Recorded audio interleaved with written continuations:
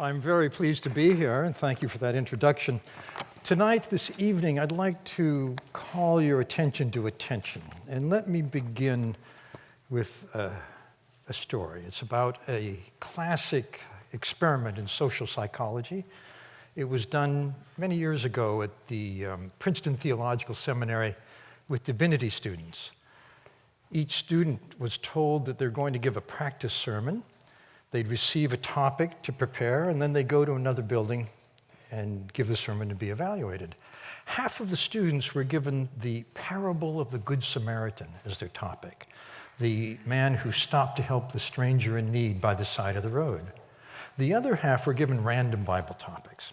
As each divinity student went over to the other building to give their sermon, they passed a man who was bent over and moaning in pain.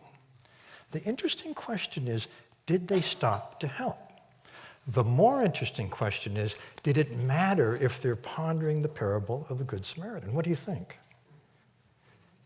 Didn't matter. Made no difference at all. What mattered was how much time pressure people felt they were under. And this is more or less the story of our lives.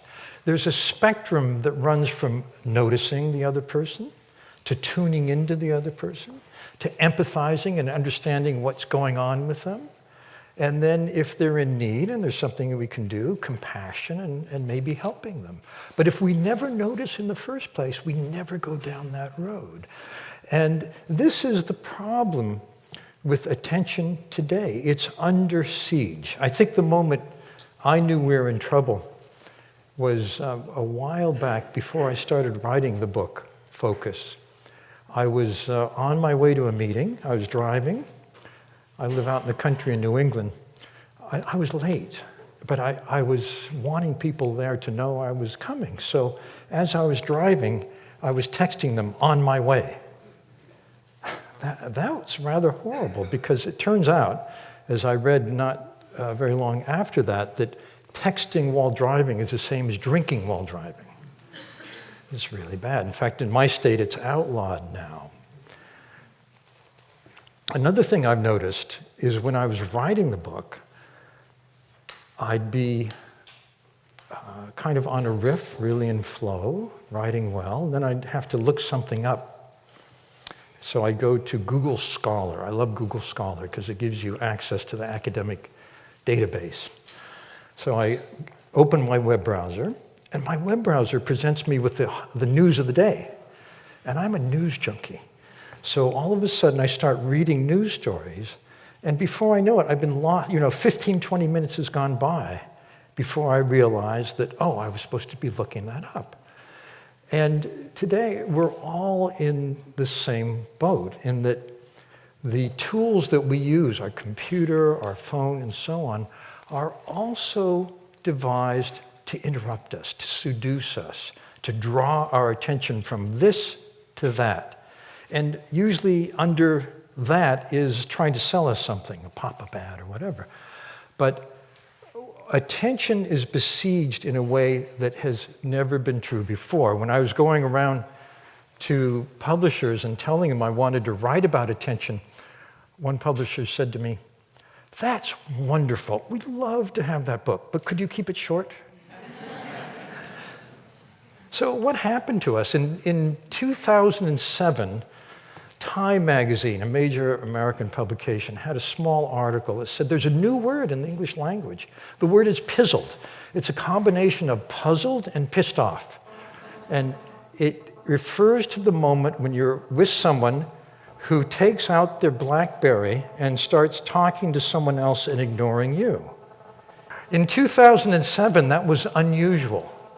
But the word pizzled has died with the BlackBerry because now that's the new social norm. You go out to a dinner, very romantic restaurant, you see a couple together, and they're both looking at their phones instead of into each other's eyes.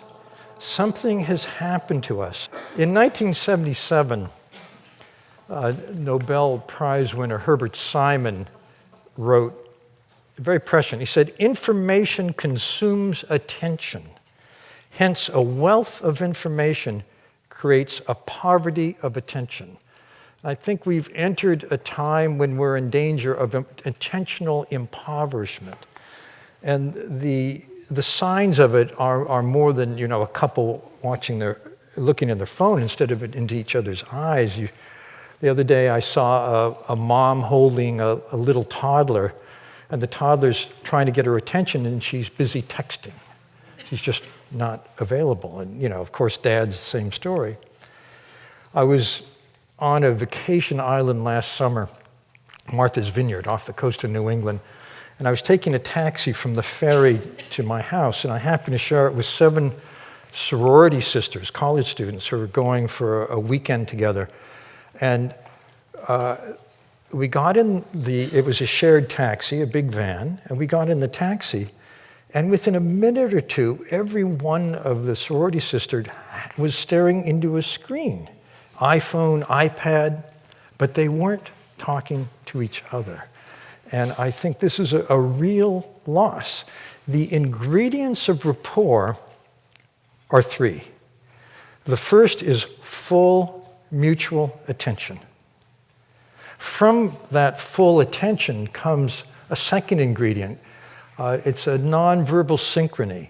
If you look at 2 people who are really in rapport, really connecting, if you were to make a video of that and watch it in silence, the 2 bodies look as though they're choreographed. This is something that's managed by a category of brain cell called oscillators. Oscillators govern how we respond to someone else, how we respond to physical objects. Oscillators are very important for the survival of the human species. Consider this. At the moment of a first kiss, they determine the velocity at which 2 skulls come together. And if they get it wrong, it would be the end of the species, I'm sure.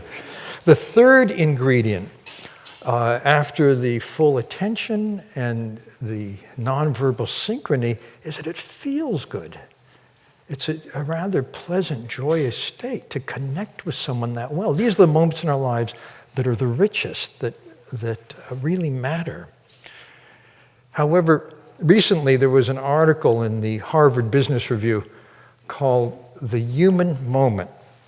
It said, if you want to have real connection with someone, and if they come into your office, remember this: turn away from your screen, ignore your phone and every other device, stop your daydream or whatever's on your mind, and pay full attention to the person in front of you.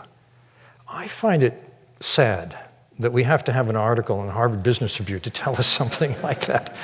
But it has come to this, because attention is a rarer and rarer commodity, but it's a very precious commodity. I think the time has come for us to take an active stand in our lives and fight back against this subtle onslaught. I know a couple, for example, who, when they come home, have a pact that they'll put their phones in a drawer. They won't look at them for the evening. There's a new way of getting together. I don't know if this has happened here in the UK, but in the States, for example, when people get together for dinner, everybody takes their phone out, puts it in the middle of the table, and the first person that reaches for their phone before the bill comes has to pay the bill.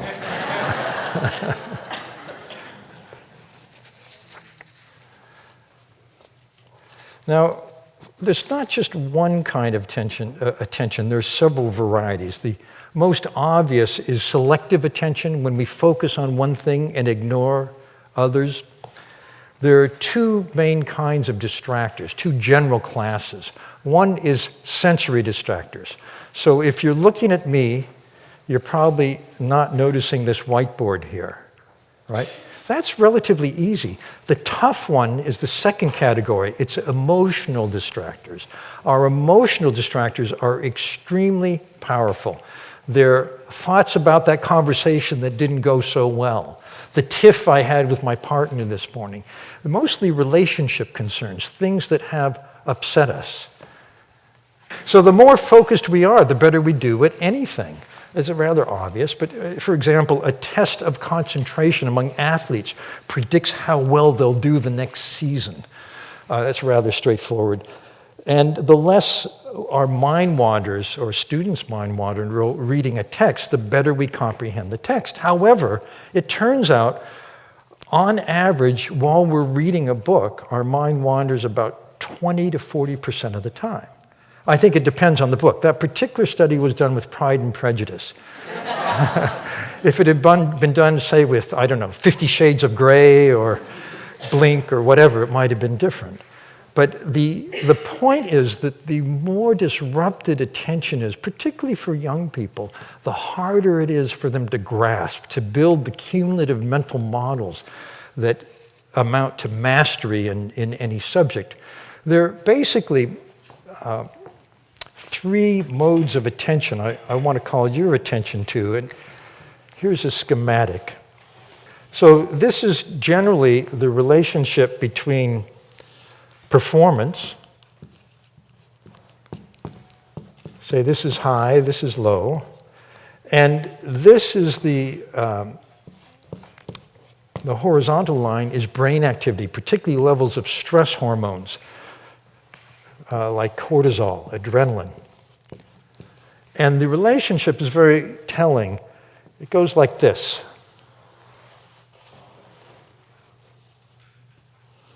It's an upside-down U. And the highest performance is when attention is absolutely 100%, maybe 110%.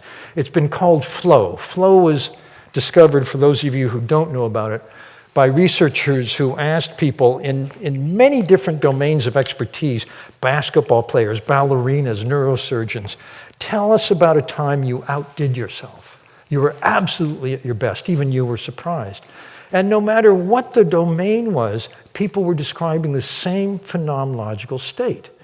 And one of the characteristics of the state is that attention is utterly absorbed. There was a neurosurgeon who said, I had to do a surgery, an operation that I didn't really know if I could. It was so difficult.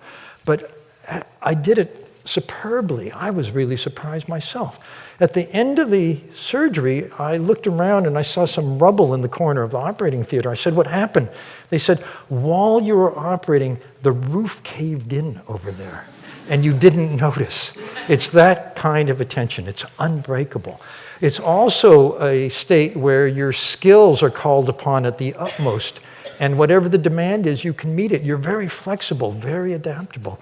And very tellingly, it's a state that feels good. It's like rapport. Rapport is mutual flow, interpersonal flow. So that's when focus is 100%. When you have too much to do, too little time, too little support, when you feel overwhelmed, you're down here. And the stress hormones are at their highest. You're in a state which was called recently in a scientific journal, actually the journal Science, an article was called The Neurobiology of Frazzle. I don't know if you're familiar with frazzle. I've been there many times. It's constant stress. And here the problem is you can't stop thinking about what's upsetting you, what's stressing you. You're not focusing here. You're not focusing on the task at hand. You're focusing on what's upsetting you, and that's the power of emotions. Emotions take over attention. They guide attention, and if they're too strong, then you'll never get up here. Over here, performance is low because people are undermotivated, disengaged. This is a huge problem, disengagement in the workplace. People feel, in fact, there was a survey. This is really interesting. It was done at Harvard. 2,500 people are given an iPhone app, and the app rings them at random times during the day, and they answer two questions. What are you doing now? And what are you thinking about now? And the discrepancy, of course, is a measure of mind wandering. Turns out 50% of the time, on average, our minds are wandering. The one activity that had the highest focus, no surprise, was making love. But who fills out that app at a time like that? I still haven't been able to figure that out. The lowest three were commuting, sitting at a computer, and work. That's this. So if you're not engaged in what you're doing, your cortisol levels are too low.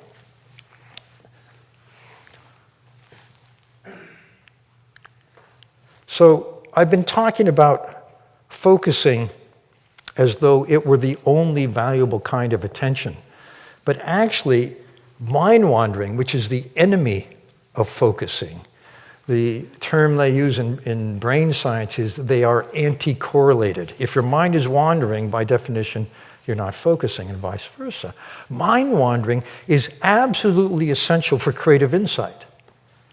The creative process demands that, first of all, you gather information, you focus on the problem, you really concentrate, and then you let go. The annals of science and mathematics are full of people who came up with incredible solutions when they're just daydreaming, in the shower, getting on a bus, walking your dog. And that's because during mind wandering, we're able to make connections between remote elements in a new way that has value. That's the definition of a creative act. Of course, if you're going to execute, if you're going to put the idea to use, then you have to go back into focus. But mind wandering is extremely valuable. There's another level at which attention operates. This has to do with leadership. I argue that leaders need three kinds of focus to be really effective. The first is an inner focus. Let me tell you about a case that's actually from the annals of neurology. There was a corporate lawyer who unfortunately had a small prefrontal brain tumor. It was discovered early, operated on successfully. After the surgery, though, it was a very puzzling picture because he was absolutely as smart as he had been before, very high IQ, no problem with attention or memory, but he couldn't do his job anymore. He couldn't do any job. In fact, he ended up out of work. His wife left him. He lost his home. He's living in his brother's spare bedroom. And in despair, he went to see a famous neurologist named Antonio Damasio. Damasio specializes in the circuitry between the prefrontal area, which is where we consciously pay attention to what matters now, where we make decisions, where we learn, and the emotional centers in the midbrain, particularly the amygdala, which is our radar for danger. It triggers our strong emotions. They had cut the connection between the prefrontal area and the emotional centers. And Damasio at first was puzzled. He realized that this fellow on every neurological test was perfectly fine, but something was wrong. And then he got a clue. He asked the lawyer, when should we have our next appointment? And he realized the lawyer could give him the rational pros and cons of every hour for the next 2 weeks, but he didn't know which is best. And Damasio says, when we're making a decision, any decision, when to have the next appointment, should I leave my job for another one? What strategy should we follow going into the future? Should I marry this fellow compared to all the other fellows I married? Those are decisions that require we draw on our entire life experience.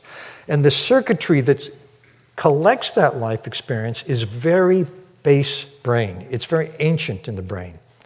And it has no direct connection to the part of the brain that thinks in words. It has very rich connectivity to the gastrointestinal tract, to the gut. So we get a gut feeling. Feels right, doesn't feel right. Damasio calls them somatic markers. It's a language of the body, and the ability to tune into this is extremely important because this is valuable data too.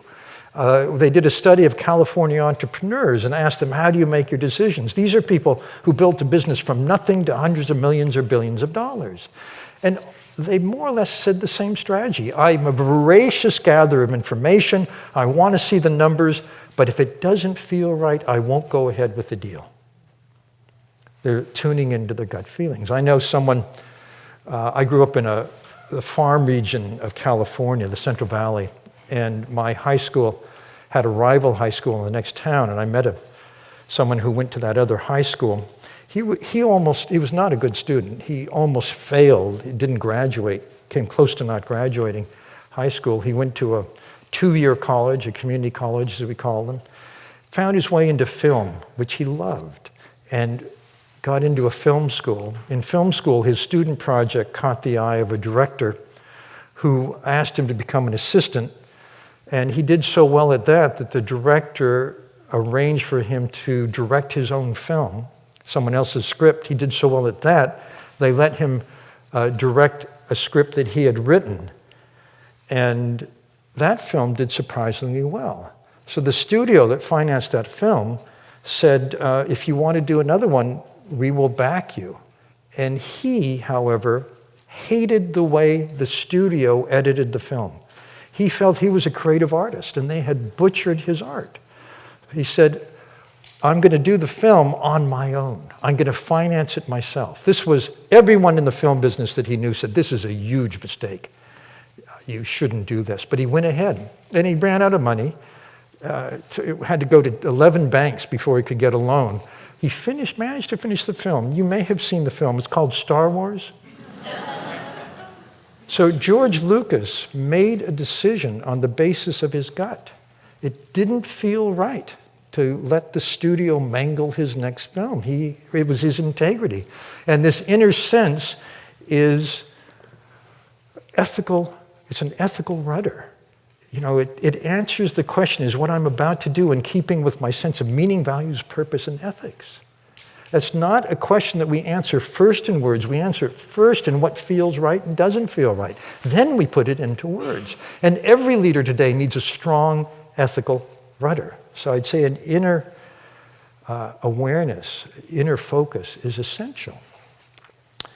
Then there's other focus, which is being able to read people, being able to tune in to a person. There are three kinds of empathy, and this is empathy I'm talking about. The first is cognitive. Cognitive empathy means I understand how you think about things, your mental models, how you see the world. What that means is I'm able to communicate with you in terms you really understand, you really resonate with.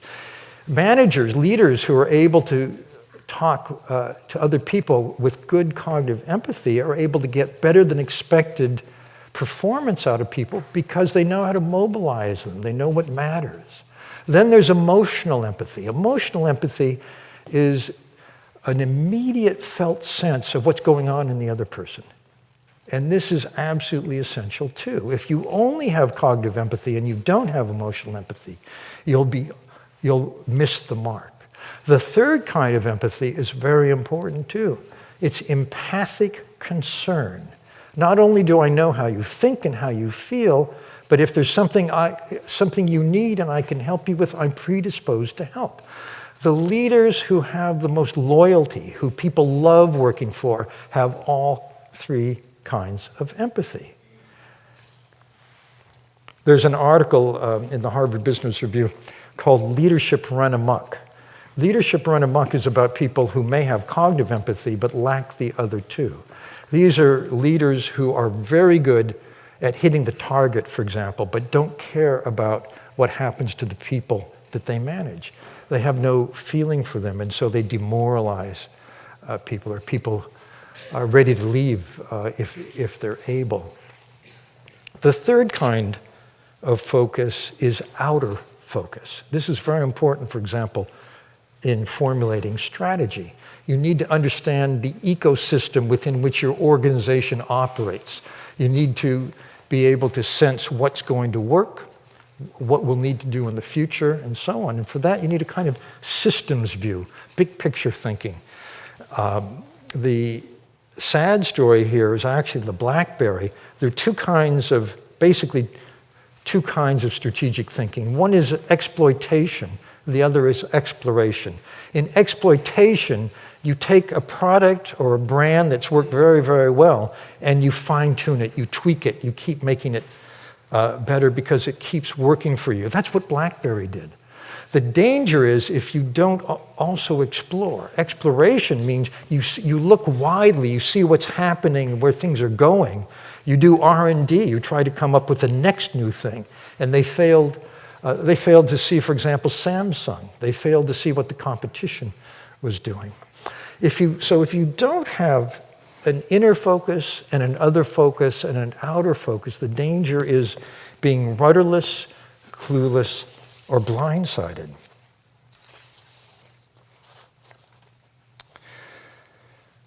Attention is a mental muscle. It's like going to the gym. If you go to the gym and you lift weights, every time you do a repetition, you strengthen the muscle that you're working. Attention can be strengthened in the same way. In fact, I think I'll show you how, if you're interested. It'll just take 2 minutes. All you have to do is sit straight up.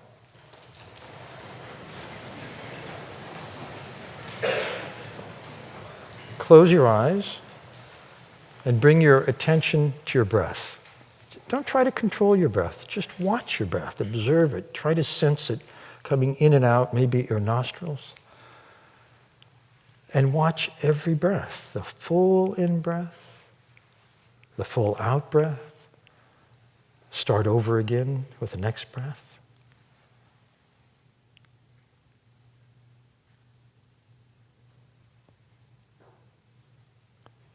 And just start again with the next breath. Be fully aware of the sensation.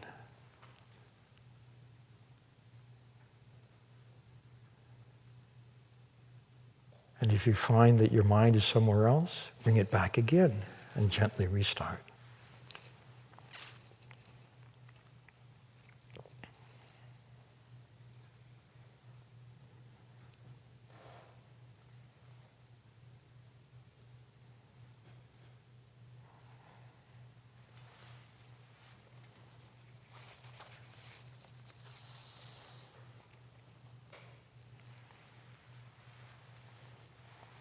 Now you can open your eyes.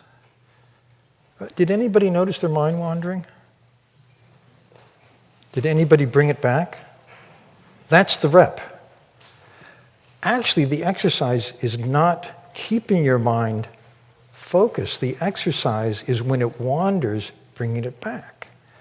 That's what strengthens the connectivity in the attentional circuitry. This is a study that was done at Emory University. And this is a basic muscle of mind. What's interesting to me is that we don't exercise it, typically. We depend on externals to grab our attention. In fact, our economy, in a sense, is built on the grabbing of attention. Habituation is what the brain does when it sees the same old thing day after day after day, walking the same way to work or whatever it is. You don't see it after a while. The brain economizes on attention. Orienting, on the other hand, is opening up. It's whenever the brain encounters something new, novel, and surprising, it excites the brain. And think about it. Every season, there's a new fashion. Well, what is a new fashion? It's actually a minor variation on a basic product. Every year, there's a new car. Well, what's a new car? It's just enough difference to excite the orienting response. So it's the basis of our economy. It's a very radical move to cultivate the ability to manage your own mind so that you can orient at will. But that's exactly what's possible with attention training, and I've become a big advocate of it. One reason is the research. Richard Davidson, who's a neuroscientist at the University of Wisconsin, has expertise in the brain and emotion. And he's found in his research that when we're agitated, when we're upset and angry and anxious, there's a lot of activity in the right prefrontal area, just behind the forehead. Also in the amygdala, the brain's trigger point for the fight, flight, freeze response. When we're, on the other hand, in a really positive state, I feel great, enthusiastic, what a wonderful day, there's a lot of activity on the left side and no activity on the right. Each of us has a ratio at rest of right to left activity that predicts our mood range day to day. He finds there's a bell curve for this, like for IQ. Most of us are in the middle. We have bad days, we have good days. If you're very far to the right, you may be clinically depressed or clinically anxious. If you're very far to the left, you're very resilient. You bounce right back from setbacks. So Davidson paired up with a fellow named John Kabat-Zinn, who has made mindfulness, as he calls it, very popular, for example, in the medical sector as a way to manage chronic conditions. And also, in the States, at least in business recently, a lot of businesses are bringing it in. And it's more or less what we just did. Davidson and Kabat-Zinn went to a biotech startup, a 24/7, high-pressure environment, and they taught people how to do mindfulness, which is more or less the exercise of watching the breath. But they did it 30 minutes a day for 8 weeks. What he found was that before that, people's brains were tilted to the right. They're pretty hassled and stressed. After 8 weeks, 30 minutes a day, they were tilting back toward the left. And what's very interesting is people spontaneously started saying, hey, I'm starting to enjoy my work again. I remember what I love about this job. In other words, the positive mood was really making a difference. There's one reason that businesses are bringing it in. I myself feel that it's not we adults who are most in need of paying attention to attention in this way. I think it's children, because childhood has changed. Childhood has changed as a side effect of this onslaught of the digital world into our personal universe. I was talking to an 8th grade teacher who was complaining about how kids now are texting in the States. I don't know about here. Texting has overcome phone calls among teenagers as a preferred way to connect. There are kids who will send 100 texts a day to their friends, and that's not unusual. She said, for 20 years, I've been teaching the same book to my 13-year-olds. It's Edith Hamilton's Mythology. And she said, in the last 2, 3, 4 years, my students are starting to say they're having trouble reading this. It's a little too hard. And she attributes it to a loss of ability to comprehend because of this constant distraction. I saw a kid, maybe 9 or 10 years old, riding a bicycle and texting while he was riding. Can you believe that? Luckily, it was in the country, on a country lane. The reason I'm worried about children is that the brain is the last organ of the body to become anatomically mature. It starts growing from birth, and it actually doesn't finish until the mid-20s. During that time, the principle of neuroplasticity is extremely important. Neuroplasticity says that repeated experiences shape the brain. Use it or lose it is another way of saying it. If a child has an experience, for example, of empathy and another experience of empathy, the circuitry for empathy grows. If a child has the experience of paying full attention and ignoring distractors, which is what we just did, the connectivity for that circuitry grows. And children need this in order for their brains to develop well. When we see a child grow and go through different phases of childhood, what we're seeing are the external signs of brain growth. And I think it's incumbent on us to help children shape their brains in the best way. I was in a classroom of 7-year-olds in Spanish Harlem in Manhattan. Spanish Harlem is a very impoverished place. The children there live in housing projects, and the projects are pretty dire. One child came to class, the teacher told me, and was a little shaken. He'd just seen somebody shot. And the teacher said, how many of you know someone who's been shot? Every hand went up. It's that kind of childhood. It's a very tough place. And I happened to be there to watch something called Breathing Buddies.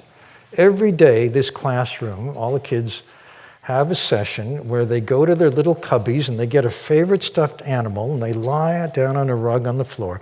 They put the animal on their belly and they watch it go up with the in-breath and down when they breathe out. And they count 1, 2, 3 on the in-breath, 1, 2, 3 on the out-breath. And they're doing exactly what we just did. They're strengthening the capacity, the mental muscle of attention. There's something else, there's a twofer here, because the same circuitry also calms stormy emotions. The ability to manage emotions is inextricably linked with the ability to pay attention. And the teacher said, one day because of a scheduling problem, we had to skip this, and the class was chaotic. The class was chaotic. So it makes a huge difference for these kids. I've long been an advocate of what's called social emotional learning. Social emotional learning takes the emotional intelligence components, self-awareness, managing your inner life, empathy, handling relationships, and makes it part of the curriculum. Not in a way that takes away from academics, but in a way that enhances children's ability to handle themselves and their relationships. And children's relationships, if you're a parent, I don't need to tell you this, but from puberty on, before puberty, the most important relationships in a child's life are family. After puberty, forget family, it's other kids. And the melodramas of childhood, they didn't invite me to the party, whatever it means, capture attention. Those are emotional upsets. The more you can manage those upsets, the more attentional capacity you have to hear what the teacher is saying. One of the things they do in these classes, in these programs, I've seen this in New Haven in a neighborhood very similar to Spanish Harlem. There's a poster on the wall of every classroom. It's a stoplight, a traffic light, red light, yellow light, green light. It says, when you're upset, remember the stoplight. Red light, stop, calm down, and think before you act. Well, stop says you have a choice. Calm down means you can manage your inner turmoil. Think before you act is a very valuable lesson because it says you can't determine what emotions you're going to have. Our emotions come unbidden. But once you have them, you can stop and think what you're going to do. In fact, one definition of maturity is lengthening the gap between impulse and action.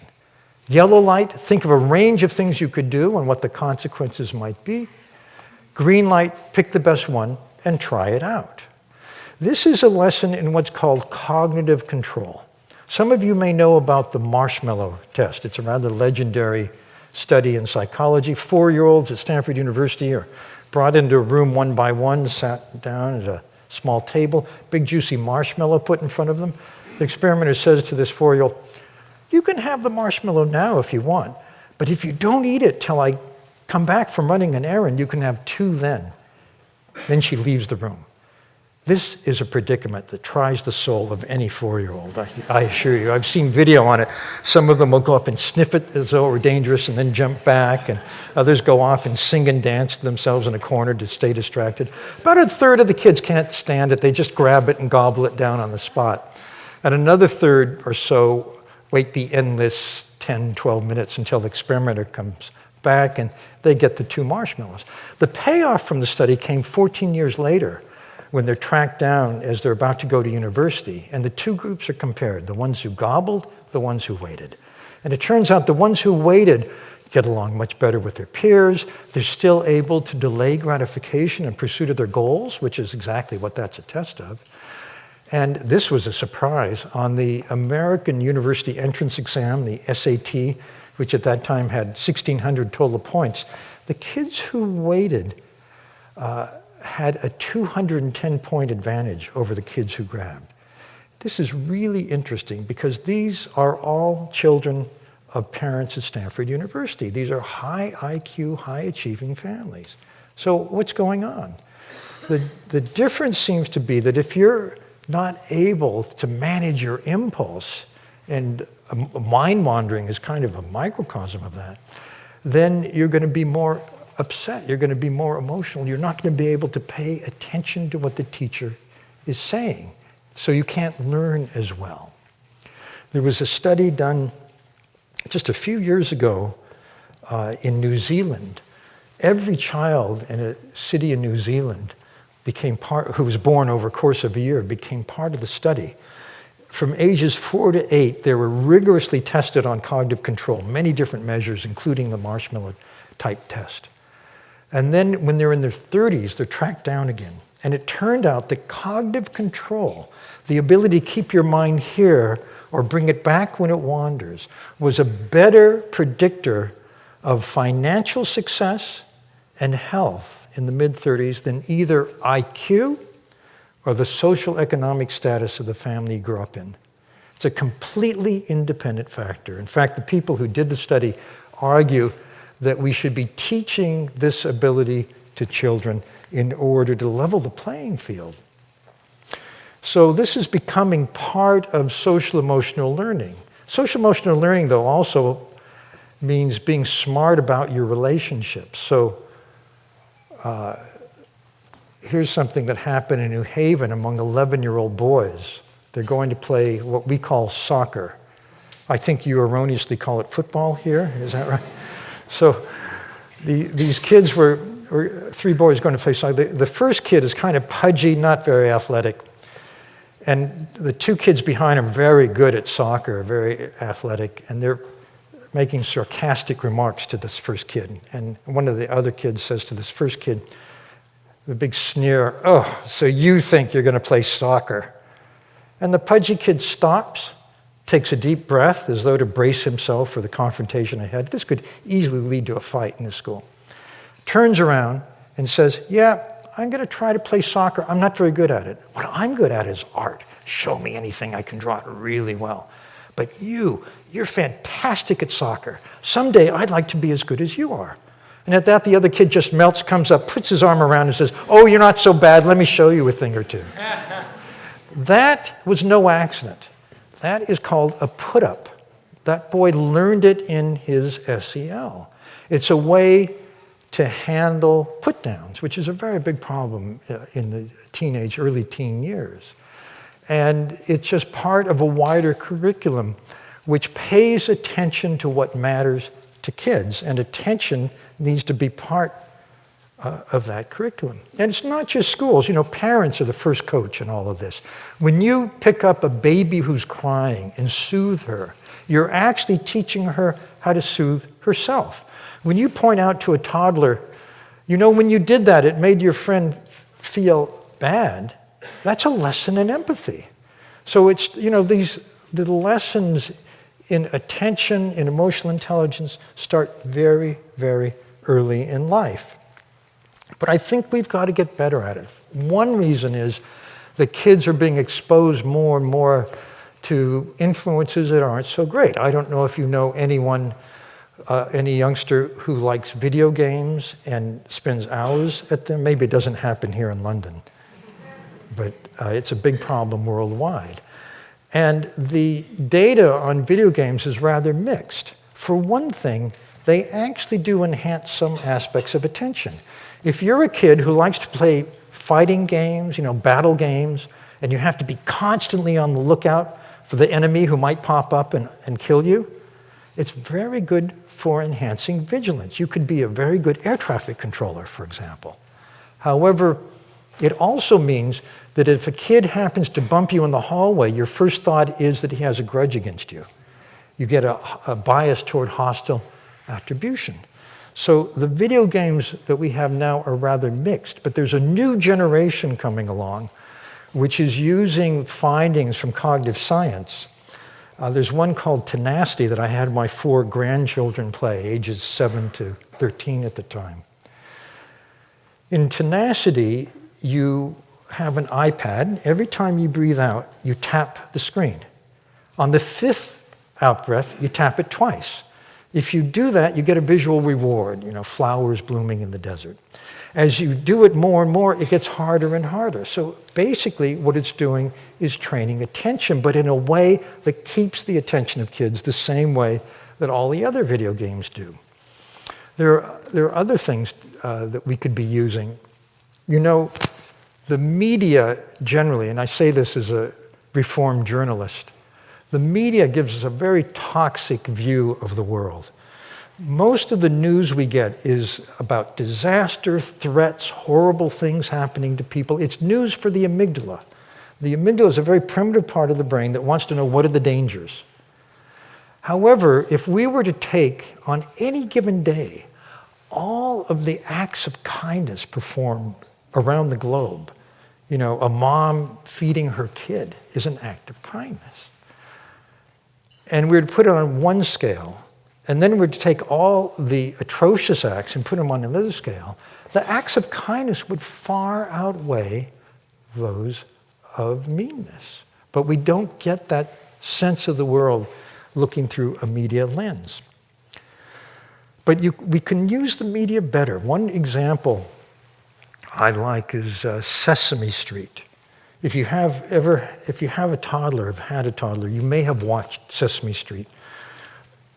Sesame Street, I found when I visited Sesame Workshop, is actually a very sophisticated operation. The day I went there, the script writers were meeting with 2 cognitive scientists. They're actually meeting about cognitive control, because Sesame Street segments turn out to be lessons based in science, wrapped in entertainment. One of the things that segments that aired this season is the Cookie Connoisseur Club. I don't know if you're familiar with Cookie Monster. Cookie Monster is one of the stars of Sesame Street, and he loves to gobble cookies. But Alan, who runs a store on Sesame Street, decided to start a Cookie Connoisseur Club, very much like a wine connoisseur club. In the Cookie Connoisseur Club, you take a cookie and you study it to see if there are imperfections. Then you sniff it for aroma, and then you take a nibble to taste it. Cookie Monster, of course, was dying to get into the club. So Alan gives him a cookie, and he instantly gobbles it down. He can't restrain himself. So Alan tells him, in this club, we're going to try all kinds of cookies. So if you don't gobble it down, I can let you into the club, and you're going to be able to eat many, many different kinds of cookies. That does it for Cookie. So that's a lesson. This is a show that is loved by 2 to 4-year-olds. And 2 to 4-year-olds learn largely by modeling. So what's happening with Cookie is that the kids are learning a lesson in cognitive control. And I think the more of that, the better. So let me finish with by telling you about a smart use of positive emotion, of being able to manage our own internal world, of that inner focus. There is a remarkable man named Matthew Ricard. He's written some books on happiness. He's French. He has a doctorate in cell biology from Pasteur Institute. His mentor there actually won a Nobel Prize for the research they're doing. But after graduate school, he made a startling decision. He decided he'd give up science and go to the Himalayas, become a monk, and meditate for the rest of his life. He's been called, I think by his publisher's publicist, the happiest man in the world, because he's been studied by scientists, and on this right-to-left ratio, he's very far to the left. There's a scientist named Paul Ekman, who's the world's expert on the facial expression of emotion.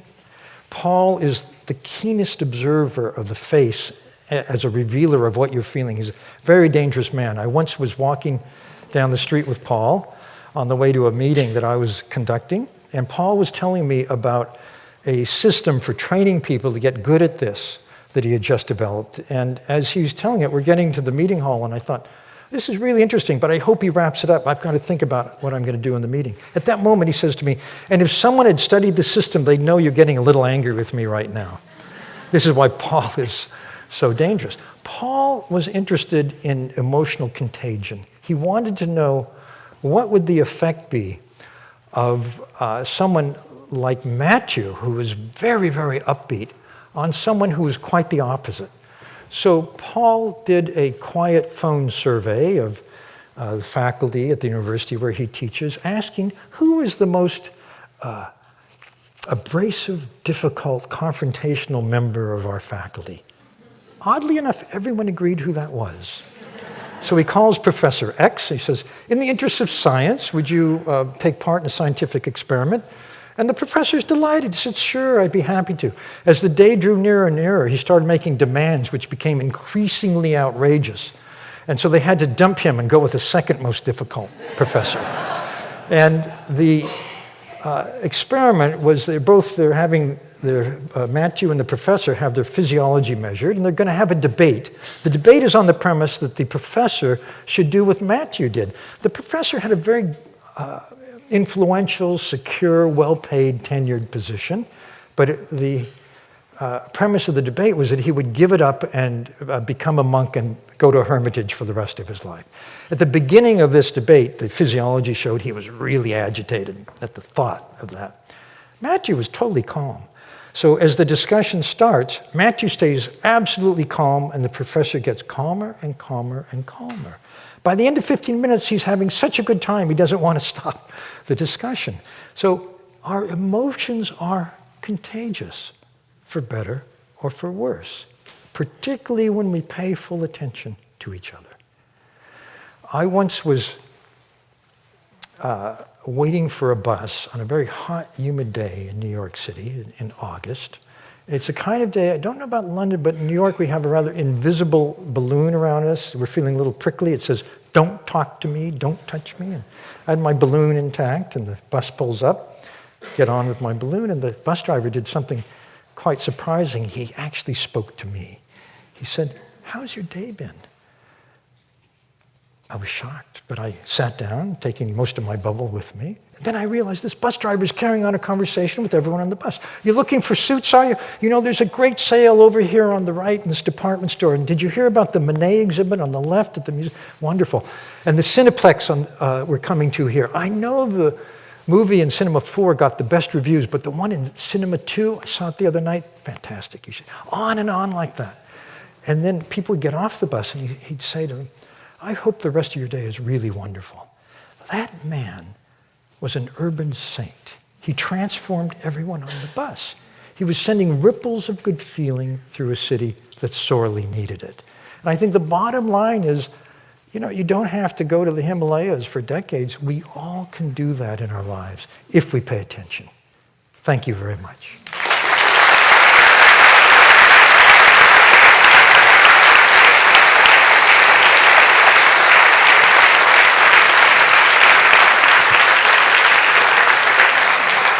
So I'm happy to answer any questions you might have. There are mics here, and there's standing mics, I'm told, in the galleries. So just raise your hand if you have a question. First question over here. You mentioned the low cultures in America where there are murders every day. Steven Pinker writes very well about some of these cultures and explains that people will be killed over a simple slight, a disrespect or something. And it's ingrained in the culture, it's innate. The thing that I can see, there seems to be an insidious political correctness in the world today where we're not allowed to say that a culture is a rubbish culture. And in doing that, we don't address the problems with these people. So every day they continue to have the low expectations, the murders, the social milieu that creates and continues to create what you in America call the broken window syndrome. And I wondered what your view was on the inability for people to address these problems honestly and openly, and even going on to the fact that a lot of our condition is genetically inherited. The brain is no different to any other organ in the body, that whole groups of people get a particular kind of genetic. Sure. Well, I think it's a very important question. It's not being addressed at all, and we're losing out over that. Yes, well, I know of some data which speaks directly to that. I think, first of all, we have to be very careful about stereotypes, because in any given neighborhood, there's a range of variation who happens to live there. There may happen to be some very talented young people who live in a neighborhood which is otherwise rife with problems. So, for one thing, we should allow for individual differences, but generally, it's a worldwide problem what to do with children who grow up in dire poverty. Because for one thing, the brain is very fragile. So if you're not well nourished in childhood, the brain doesn't grow as well. And worldwide, children who grow up in poverty can have undernourished brains, which makes them susceptible to all kinds of behavioral problems, particularly when it comes to prefrontal development. As I mentioned, the prefrontal area is the one that manages emotions. So if you can't handle your rage, for instance, many people who end up in murderer's row, who've killed someone, have damage to the prefrontal area, it's been found. So we need to face this, as you suggest, starkly and see what the problems are and what the possible interventions might be. Because I would never write off an entire group of children. I would say instead, these are developing brains. Let's help them develop as well as they could. And in fact, I mentioned that the New Zealand study suggested that we have active interventions, particularly in early childhood. There's a famous study done it's called the Perry, P-E-R-R-Y, preschool study, where children children from a neighborhood like this had a very enriched program, and they did much, much better in life than other kids from the same neighborhood. And the question of IQ and class is very important to understand. In cultures worldwide where there's a privileged caste or class and an underprivileged caste or class, there is always a wide gap in IQ scores between the privileged and the underprivileged, and it's taken to be genetic. However, there's something called the Flynn effect. Flynn is a researcher at the University of Otago in New Zealand, and he's shown with vast data sets that every 3, 4, 5 years, when IQ tests are revised, they have to make questions harder. They have to make questions harder because kids become smarter every generation than previous generations. In other words, it's not fixed. The other thing he's found is that when a group from a caste or class which is underprivileged migrates to a country where the bias about that caste or class doesn't exist, their children do as well as other children. So it's not genetic. It's largely situational. So you're absolutely right. We have to look squarely at those situations and see what we can do to help. Where's the mic? Next question. Hello there. Thank you for your talk. Very much enjoyed it. My question relates back to the situation of the marshmallows. And you said if you give one child one, yes, 4-year-olds have 1 and 1, and if one eats one later, then he'll have 2. Mm-hmm. And you said when they got to their 30s, you know, the high achievers were the ones who waited. Right. How much of that is linked to addiction? You mean wanting the 2 marshmallows right away? You could get addicted to marshmallows, I think. No, but is that, do you... Yes, yeah, exactly. The inability studies? to control impulse makes one susceptible to alcoholism, addiction, shopaholism, gambling addiction, and so on, because you want the hit, and you don't restrain yourself and see that there are other ways to go. Yeah. By the way, don't try that at home with your child, the marshmallow test. I know someone who tried it with his 4-year-old daughter, and he peeked to see what she did. He put the marshmallow and he left the room. She took the marshmallow, she took out the middle of the marshmallow and ate it, and then put it back. She's probably CEO of a company now, I don't know. I have good news and bad news. The brain becomes anatomically mature in the mid-20s, but doesn't mean it's too late to change habit. However, habits instantiated in the brain in childhood are very strong. So if you end up, say, addicted or overly anxious or whatever it may be, it's still possible to change, but you need to make an added effort. And the reason is that you have to practice the new, healthy, better behavior over and over because you've practiced the bad way 10,000 times. You know, you've done it over and over, and the circuitry is so strong. But here, cross your arms. This is what a habit feels like. Now cross them the other way with the other arm on top. That's what it feels like to change a habit. It's a little weird at first, that's strange.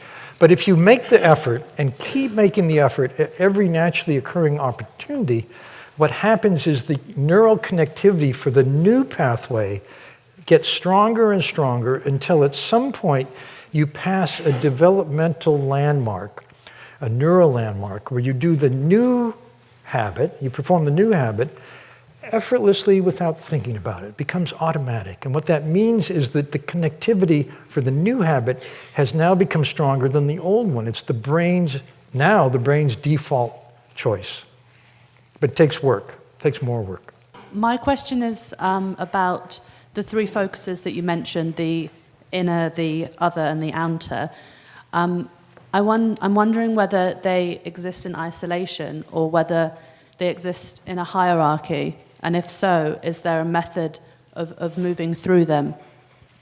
Well, I think they each can be improved. I don't think there's a hierarchy because, for example, in research on leaders, we found that some leaders can be very good at any two or one of them and bad at any of the others. In other words, every combination is possible. You can be really emotionally intelligent, manage yourself well, manage other people well, but be absolutely blind to systems and to the larger context in which your organization is operating. Or you can be very good at managing yourself and very bad at reading people. There are actually in the workplace, there is a whole class of people who are outstanding individual contributors, often very good at systems and work very hard. Computer programmers, for example, who have zero empathy. I was talking to someone here in Europe who was with a company, and he said, we have a guy who is absolutely brilliant at systems, and we can't put him in front of a client. Because when we do, he just starts talking nonstop. He never stops to, meet the client, to find out what's on their mind, to understand the problem from their point of view. So here's someone who's very good at inner, at managing himself, and at systems, but not people. Is attention handled differently within different, or valued differently? Yeah, I think that absolutely. Societies like Bhutan, for example. Sure. Oh yeah. Culture makes an enormous difference, particularly, for example, in valuing attention training. Most of the attention training methods we use now come from Eastern cultures. Because Eastern cultures, like Bhutan, for example, many people in Bhutan are meditators. Maybe to some extent, almost all of them, all of the citizens. It's part of the culture, it's part of the background. And so the methodologies they have are quite sophisticated. They've been developed over millennia. And people like Richard Davidson, who I mentioned, who do research in this area, are using expert advisors from those cultures to help him understand what the potential is for us to train attention. Because in the West, we're rather stunted in our view of how to train attention. So I think when it comes to a mental faculty, culture makes an enormous difference. The same thing is true, by the way, of emotions. Every culture values and expresses emotions differently. Everyone universally has the same wiring for emotion. Our emotions are contagious. Yes. Therefore, should we spend more or less time with our angry colleagues? Should we be the American bus driver or the French monk? Should we save the world or save ourselves? Well, the French monk is actually good at saving everyone. That's his mission. But apart from that, I think that it's important to understand the dynamic of sending and receiving emotions. So there's several factors that determine in any given interaction who sends and who receives. There are studies done, for example, where two strangers come into a lab, they fill out a questionnaire, mood questionnaire, how do you feel right now? Then they sit facing each other in silence for 2 minutes. Then they fill out the same questionnaire. Turns out the person in that dyad who's most emotionally expressive transmits his or her emotional state to the other person in 2 silent minutes. So expressivity is very important. On the other hand, power matters. In any human group, it's natural to pay most attention to and put most importance on what the most powerful person in that group says and does. So emotions tend to spread from the person who has power outward. What this means, for example, and these are experiments done on teams, if the leader of a team is in a very bad mood, people on the team catch the mood and performance goes down. If the leader of the team is in a very good mood, a positive mood, people catch that and performance goes up. And this is true for business decisions, for creativity, for physical coordination, like putting up a tent. So that's a second factor, is the power relationship. The third factor has to do with Matthew Ricard, and that is, how stable are you? If you are going to go and be with your angry colleague, are you stable enough in a positive state that, like him, you can bring, or the bus driver, you can bring him into that state? Or are you going to end up angry yourself? So those are at least three factors that might determine the answer. Fascinated by the advocacy of social emotional learning. Yes. And it would appear that there are many Western parents today who have glommed onto the same focus in prescribing Ritalin for many of their kids. Can you take a minute and talk a little bit about, you've described an organic approach to improving focus, and I look forward to reading more about those. But what are the impacts of the overprescription of Ritalin? What are the effectiveness, long-term effects? Right.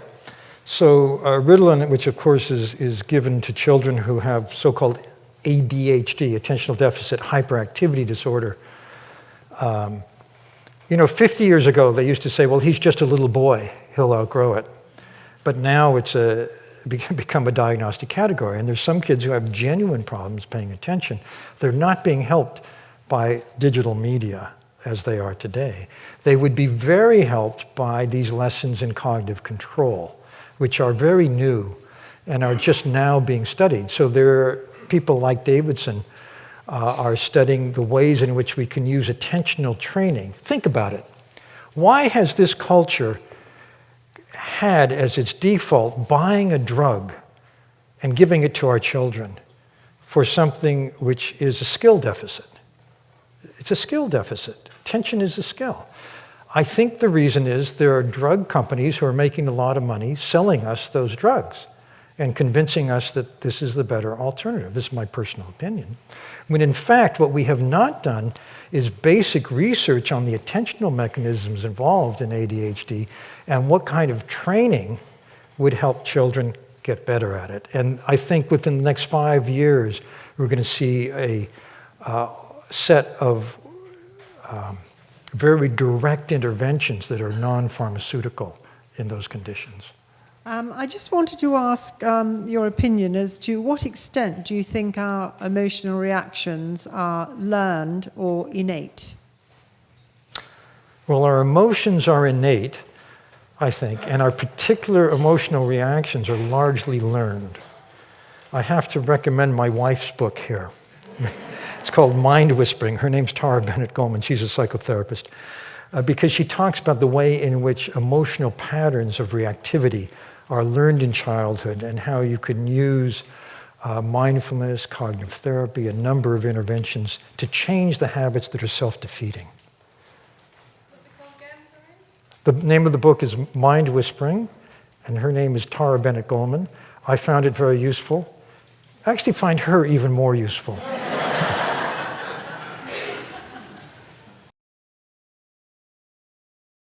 Actually, there's data on that. If you're a pessimist, can you learn to be an optimist? And there's research done by a fellow named Martin Seligman at the University of Pennsylvania, who developed a field called positive psychology. He developed the field because psychology for 80 years only studied pathology. So there was a problem. We hadn't noticed that there was a positive spectrum of emotion and experience. But at any rate, Seligman took kids who were prone to depression. It turned out that they tended to be pessimists and to see if they had something that didn't work out or a setback in life, they'd say, it's because of me and I'll always be like that. And he taught them to think differently. Well, it was the circumstances can change and I can do something to change them. It's a more optimistic outlook. And he found that actually after about a year, their thinking patterns had changed. But it's what I said, as with any such behavior, we have to keep at it and keep at it at every naturally occurring opportunity and catch ourselves when we go back to the old pattern. So yes, optimism can be learned. I actually know the the gentleman who invented cognitive therapy. Cognitive therapy looks at our thinking, distorted thinking patterns, and helps us see more realistically, and it's very effective for depression. His name is Aaron Beck. He's 93 now. He had a terrible accident that put him in a wheelchair, and happened to speak to him after that, and he was very upbeat.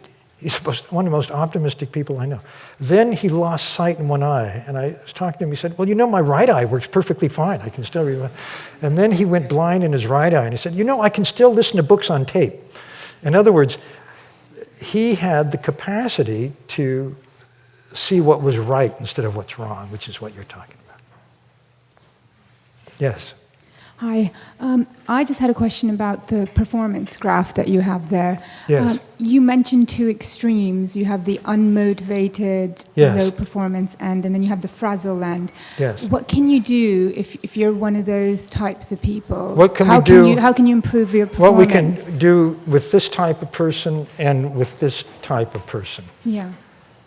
Well, let me ask you in this hypothetical question, are we this type of person, or are we managing this type of person? Or a friend of this? Who are we? Are we the person? A friend of this type of person. We're a like friend an of this type. undermotivated. Okay. I have a friend who, yeah. Let's say the We psychologists hear undermotivated, that all the time. disengaged person. So, what the person needs who is under-aroused, who's disengaged, is involvement to get more motivated, more passionate, more engaged. And there's a literature now on something called good work. Good work combines three things. It combines what we're really good at, our excellence, with what we're really passionate about, what engages us, and what we value with our ethics. If you align those three things, you're naturally going to go up from here to there. In fact, you'll get into flow much more easily. So one question to ask our friend is, what would be good work for you, and what could you do to make it a larger proportion of the time in your day or your week or your month, or over the course of the next 5 years of your career? So that's a kind of individual strategy for that. If you're here, if you're frazzle, what you need is calm. So, which is very related to cognitive control, but there are many ways to calm down. However, if you can't, well, there are two strategies. If you're, say, frazzled because you have a boss that asks you to do too much in too little time and give too little support, you might get your boss's CV and send it out to a headhunter. But that's not an immediate solution. So instead, you might manage your own world better by finding something that works for you, that gets you physiologically relaxed. It might be meditation, it might be yoga, it might be deep muscle, it might be working out at the gym. Everyone is different. Do it every day. And do it before you go to work, or whatever's frazzling you. Because what happens is that over time, your body's set point for stress changes, and you'll be able to manage better or to be in a more relaxed state in the circumstance. Two general strategies. Yes? I've got two quick questions. The first one might be a silly question, so I apologize if I've missed this, but do you see focus as an extension of emotional intelligence, or is it cognitive, or is it both? Right. So what I think is that attention was embedded within emotional intelligence because the brain's circuits for emotions, for empathy, and for attention intermingle. I just never thought about it. I didn't realize I had to write a whole new book about it until I did it. Okay. The second question is, I've got a 2-year-old son. Oh. When he's 4, I fully intend to do the marshmallow experiment. I'm just wondering, between now and then, are there things that I could be doing for him that will help him be more likely to wait? You're probably doing them already. Just being a good enough parent is terrific, yeah. But pay attention to your child's feelings, needs. That's very important. I wasn't entirely surprised to hear this from a friend a little while ago who works in a psychiatric resident hospital. And the difference between the emotions of the sexes is absolutely enormous. If a woman comes in for a session, the psychotherapist will say, "How's it going? How are you?" And out will come exactly how it's going, how they feel. When a man comes in, very little is said. So the psychotherapist will say, "On the sofa over there are a collection of soft toys. Pick one up." So the man will go and pick up the panda, and the psychotherapist will say, "Well, how is Mr. Panda today?" And then it will come. So the difference of emotions between the sexes, however we like to think we are basically all the same, I think we are hugely different. So do I. Thank you. Well, I just wanted to make a response to the gentleman with the 2-year-old, Oh, because I good. have 3 children, and I'm sure that if all 3 coming out of exactly the same environment probably would react very differently to the marshmallow test. So that goes back to my question, is it learned or innate? And I think often that some people just have a natural emotional intelligence. Oh, yes. I didn't answer your question. The answer is it's both learned and innate, in that each of us is born with a particular range of set points in the brain chemicals that manage emotion. That's our temperament. And as you know, if you have more than one child, kids differ from day one. On the other hand, epigenetics tells us that it's not the genes you have, it's which genes turn on and off that will make the lasting difference. And the behavior in a child is very malleable. So if a child is very impulsive, that child can learn cognitive control.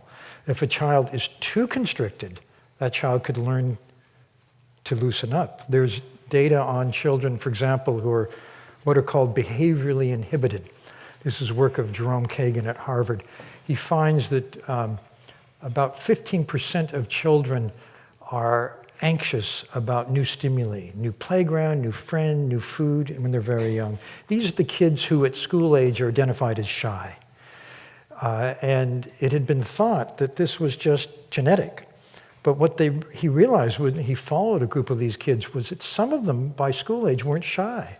And he looked at the parenting they got, and he found that the difference was this. If your parents identify you as she's shy and protect you, those are the children who don't change. If parents say to a child, well, you may feel a little timid about it, but go ahead and try it anyway. That child learns, I'll feel a little scared at first, but if I go ahead, I'm going to have a good time.